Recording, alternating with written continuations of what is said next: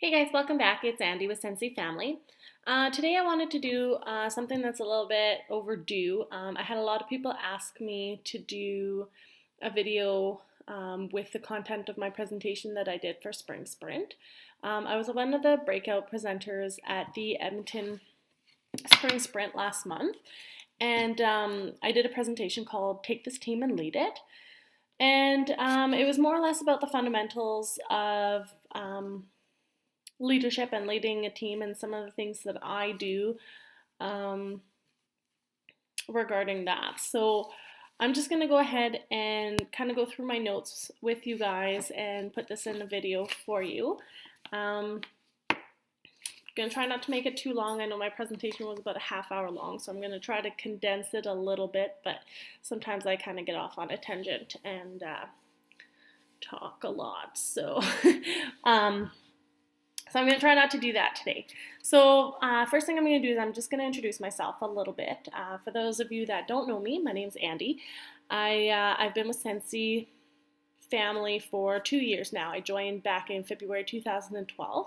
It was kind of a turning point for me in my life because I was just about to finish my mat leave. I had just had my first son, Jacoby, and he was about 9 months old at the time, and kind of stumbled across the opportunity and decided that, you know, this might be a good idea for me to more or less just keep myself busy and give me some time to myself. And so my husband and I decided that I would stay at home with the kids, and I then just decided to join Scentsy. So haven't looked back since, and it's been the greatest decision I ever made. So a little bit of background on me. I've been married for going on 4 years now to my husband, Mike. We have 2 beautiful children, my son, Jacoby, as I mentioned, and our daughter, Maëlle, who's 1. I'm a newly promoted director, and it's actually kind of funny because when I was originally asked to do this presentation for Spring Sprint, I didn't believe that it was real. I got an email from a Scentsy director, superstar director, sorry, via Facebook, and she says, you know, I'm in charge of doing the booking the breakout sessions for Spring Sprint in Edmonton, and we'd like for you to speak. And I was like, me? This must be a mistake. There's no way they want me to speak at Spring Sprint. Like, what do I have to say? So I kind of ignored it for a little bit. I went back to it and I read it again and I said, Andreanne, that's my name. Okay, well, maybe this is real. Okay, maybe I should answer. So I answered her and I said, are you sure you got the right person? I don't understand. I just been promoted to director, and I really don't think I have anything. I've never even been to Spring Sprint before, so I really didn't think that I had anything to contribute. But she assured me that it was legit. She wanted me to talk, and that I could think about it, and that to think of a topic that I would be comfortable talking about. Okay, so I kind of took a step back and thought, well, why would they ask me? What do I have to contribute? So then I figured, okay, well, I've been doing this for 2 years. I'm a recently promoted director. Obviously, I didn't get here by myself. So I thought back, okay, well, last year I earned my first incentive trip within my first year. That's pretty cool. But at this time last year, I had 4 people on my team. Now I look back and I have over 20. Though that's still a pretty small team, there's got to be something in there. There's got to be something with that, right? So obviously, you're not going to get promoted to director on your own. So I thought, well, maybe my team has something to do with this, obviously. Maybe I can talk about leading a team. I feel like I'd be comfortable doing that. I what's the word I'm looking for? I I enjoy doing it. I spend a lot of my time and my energy towards my team. Excuse me. And so, yeah, maybe I'll talk about that. So then I started doing my research. I said, well, I can't just go up there and talk about, what I do. There's got to be a little bit more substance to it. So I started doing some research, and I decided, it would be too easy to say, okay, well, you want to motivate your team, and a lot of people are motivated by incentives and do this and do that. Well, that's not what I wanted to do. I wanted to really dig deep and see where I could go with this. So while I was doing my research, I was listening to the monthly leadership calls. It was actually right after the leadership retreat. Orville did a leadership call, and it was one that, oh my goodness, I'm so sorry. It was one that really kind of stood out for me. It was exactly what I wanted to talk about.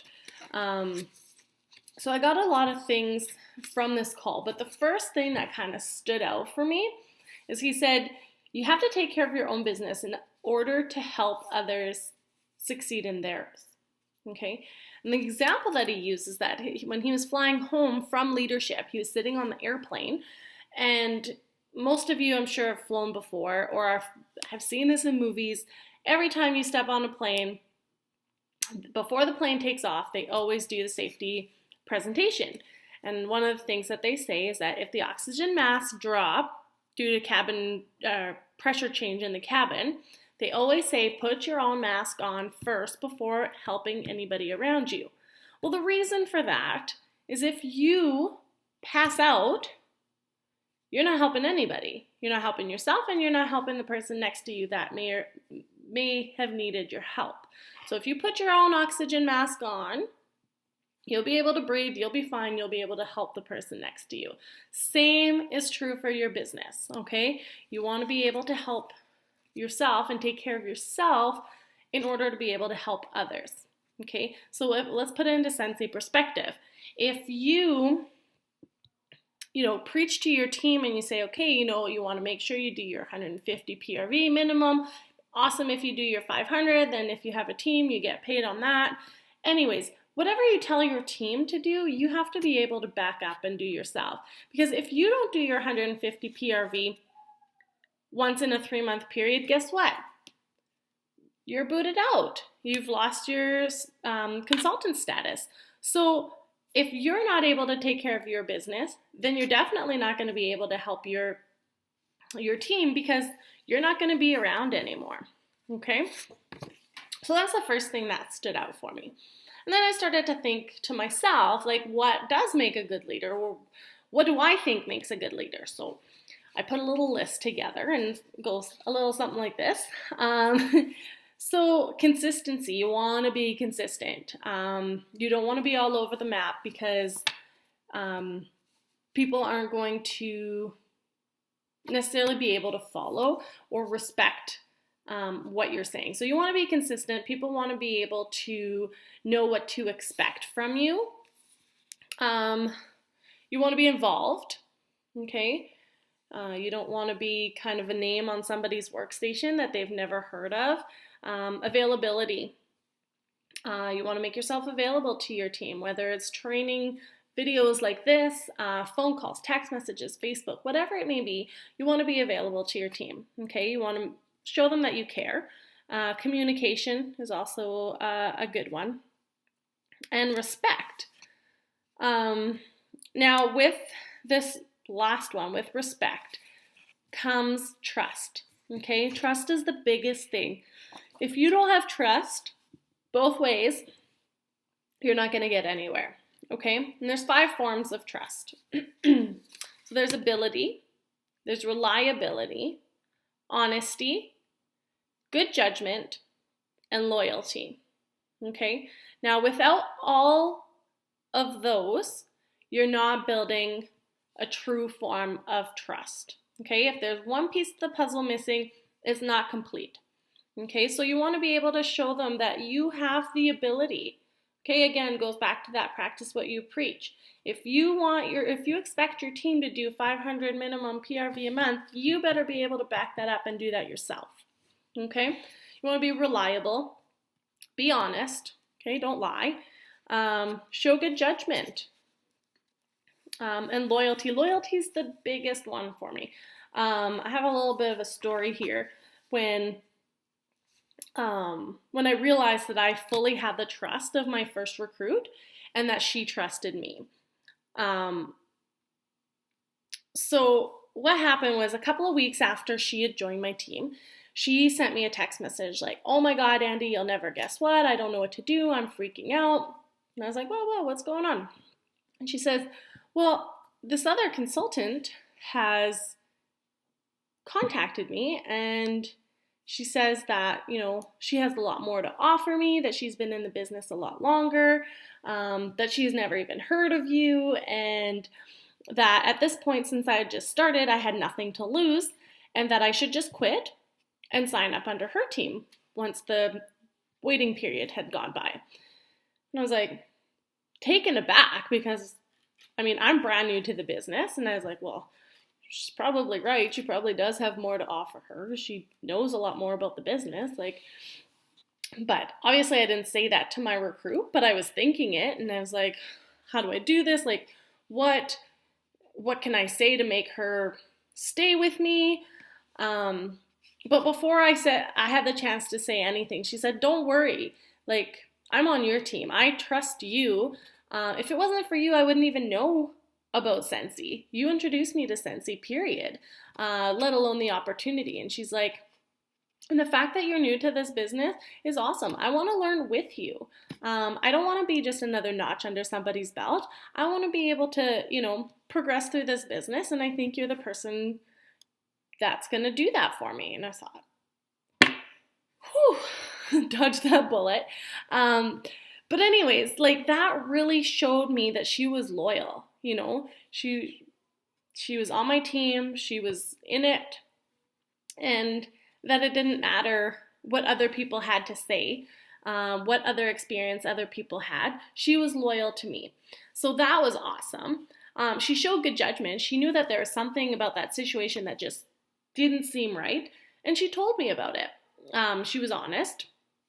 The reliability and the ability in this particular situation, in this story, doesn't necessarily apply. However, there was definitely different ways that she had showed me her ability and her reliability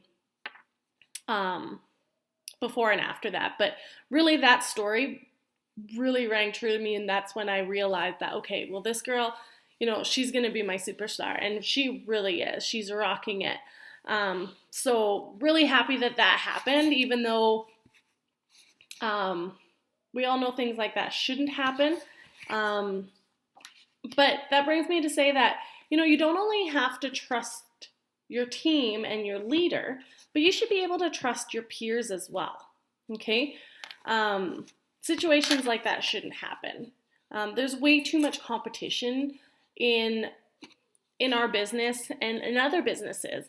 And honestly, competitiveness is a good thing. But I personally feel that competitiveness is something that should kind of come from within. You should be competitive with yourself.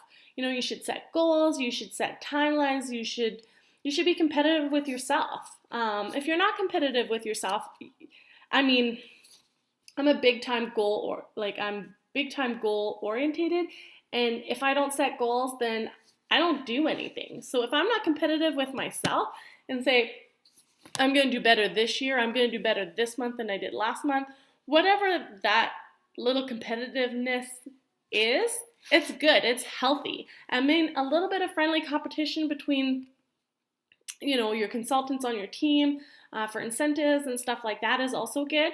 But just the cattiness, the cutthroat competitiveness that goes on in a lot of direct sales businesses. This is the first and only direct sales company that I've been involved with. I was a financial advisor before I did this, and it was the same thing in that industry. It's just, it is what it is, but you just got to make the best out of it and just be the bigger person. So that's a little bit about that. So anyways, having said all of that, I want to reiterate that you don't necessarily have to have a good leader to be a good leader, okay? Not everybody is a natural born leader. And to be honest, I really didn't think that I was. I'll step back a little bit, but I was a competitive figure skater when I was growing up. I did it for 16 years. I was fairly good at what I did. And a lot of people didn't like that. A lot of people didn't like me for it. I got a lot of attention. I was, on the news, in the newspaper, all the time. So kids at school bullied me, kids at skating bullied me, parents and other coaches bullied me. I was a huge bully victim growing up, and it really kind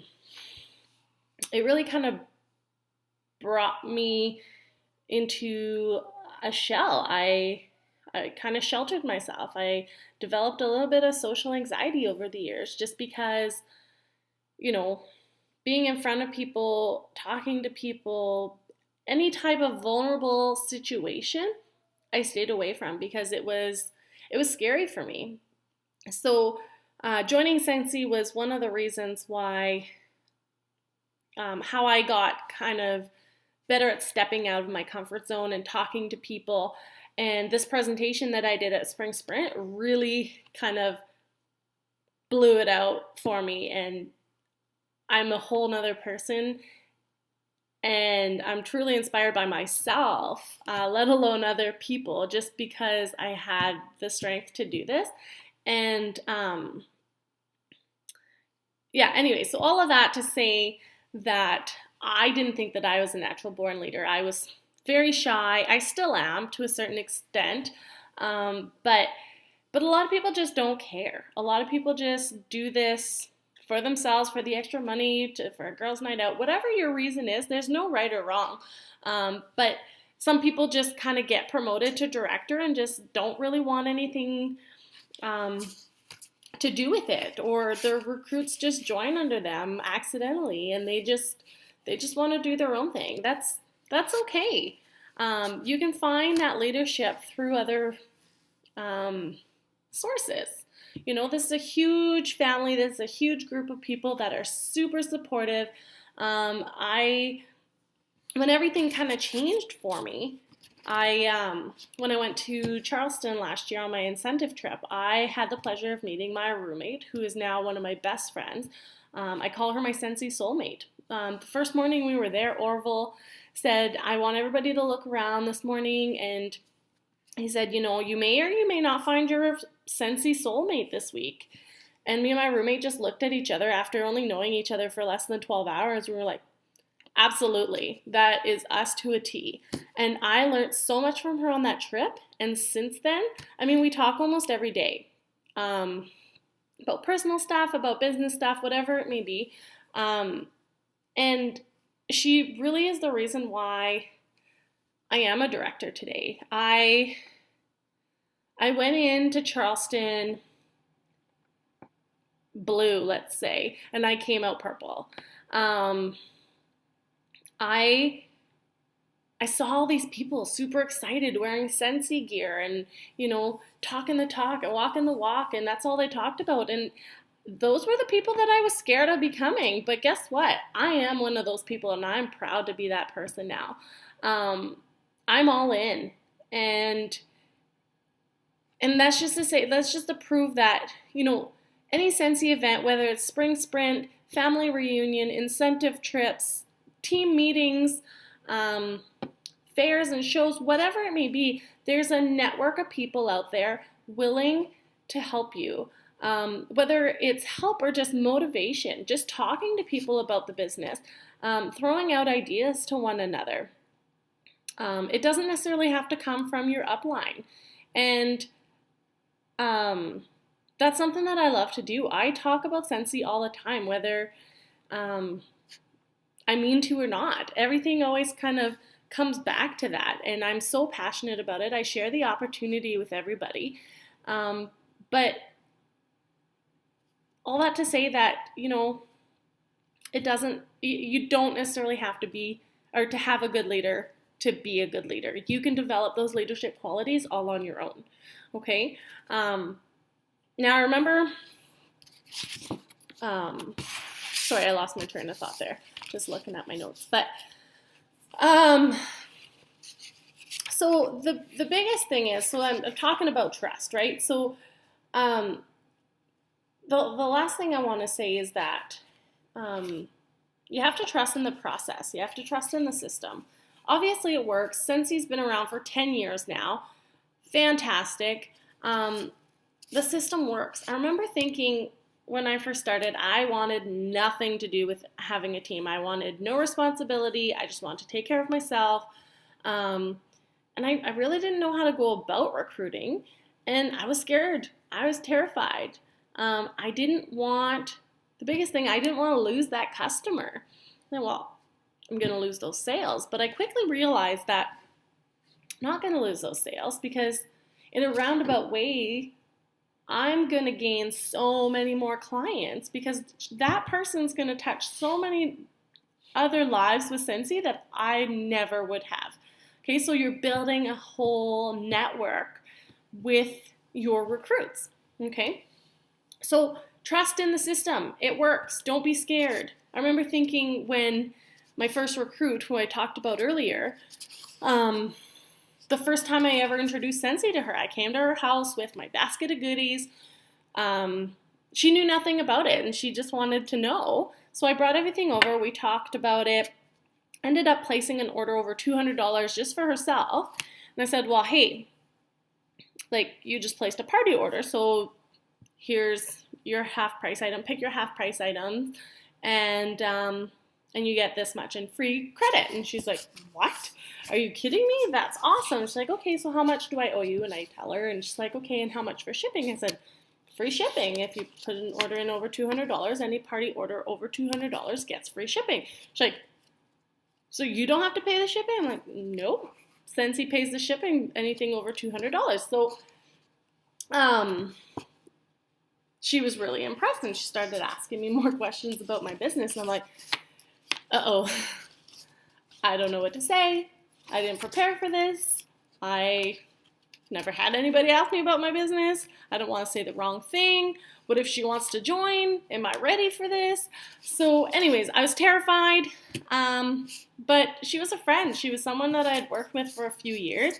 I was comfortable with her. And guess what? The following month, after her order came in, she was hooked, addicted, joined my team. It was that simple. I didn't want anything to do with a recruit at that point, and she came to me. And to be perfectly honest, most of my recruits kind of happened by accident or have been my best customers. A lot of people are scared of recruiting and don't know what to say and don't know what to do, or like keep telling me, Andy, I'm trying so hard. Stop trying. Honestly, the people that are worthwhile, that are going to go far, are the people you don't have to work for. They're going to come to you. I mean, plant the seed. Share your passion with everybody. I share it with everybody I talk to in one way or another, whether it's just wearing my Scentsy gear, my team t-shirt. People ask me about this all the time, and it gives me an opportunity to talk about it. So, yeah, don't be scared. Trust in the system. It works. Next thing I want to kind of touch on is the availability thing. For me, believe me, I need to work on this. It's one of the reasons I wanted to talk about it, because it's going to keep me accountable to it. But you want to make yourself available to your team, but you need to learn to set boundaries. If you're anything like me, I mean, if I hear my phone buzz at 2 a.m., I'm on the phone. It doesn't matter if it's a customer, a team member, it doesn't matter. I'm on that phone, I am answering them right away. I realized not that long ago that my number one job is my family, and I need to set some time to do my second job, which is Scentsy. I need to set those boundaries, whether it's, I shut off my phone until the kids go to bed, whatever it may be, whatever works for you, but set those boundaries. Let them be known. Yesterday, for example, I had to tell a client, you know what, my husband's leaving tomorrow. I'm not working today, but I'll get back to you tomorrow. So, just set those boundaries. That was so hard for me to do because usually I'm, all in all the time. Doesn't matter where I am, what time it is, I'm there to answer you. I'm really trying to, set those boundaries and stick to those boundaries. It's very important. People will respect you a whole lot more if you have those boundaries. Okay, people aren't going to think they can walk all over you. The second thing is I like to give people the tools they need to succeed, okay, and to learn. So I'm a firm believer in showing somebody where to find information rather than just telling them. I know personally I learn better if I read it, if I found it, if I know where to find it again, because if I forget all the details, I'll know where to find it. I don't have to worry about asking somebody over and over and over again. Okay, so I'm a firm believer in, somebody will ask me a question and I say, absolutely, I'll help you with that. Here's a little bit of the basic information, but you can find that, let's say for the Shooting Star Award, you can find that in the resource tab on your workstation under new consultant information, and all the information's there. Okay, so then now not only do they have the knowledge and know where to find it, but once somebody asks them, they'll be able to teach that person and so on and so forth. Okay, so then you don't have 20,000 people asking you the same question over and over and over again. Okay, so obviously at my presentation it was a little bit different because I did a little bit of an activity where people asked questions, shared some ideas, all that good stuff. But yeah, that's pretty much it, I guess, in a nutshell. As almost a half hour. So I guess I stayed true to my presentation for the most part. Yeah, if you guys have any questions, you want to add anything, if you want me to clarify on something, please don't hesitate to message me, leave me a comment below, email me, Facebook me, whatever you want. I will make myself available to you. So with that, I'm going to sign off, and I hope you guys have a sensational day.